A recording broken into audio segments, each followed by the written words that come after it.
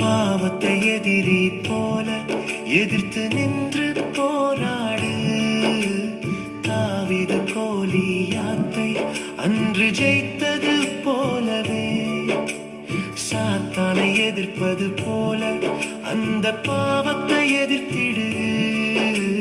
தாவீது கோலியாத்தை அன்று ஜெயித்தது போலவே பாவத்தை எதிர்த்தே முன்னேறு, ஜெயம் வந்திடும் உன்னோடு. பாவத்தை எதிர்த்தே முன்னேறு, ஜெயம் வந்திடும் உன்னோடு. விசுவாச வாழ்க்கை என்பது ஒரு ஓட்ட பந்தயமே. விசுவாச வாழ்க்கை என்பது ஒரு போர்க்களமே. ஓட்ட பந்தயத்தில் ஓடிடு, போர்க்களத்தில் இன்று போ.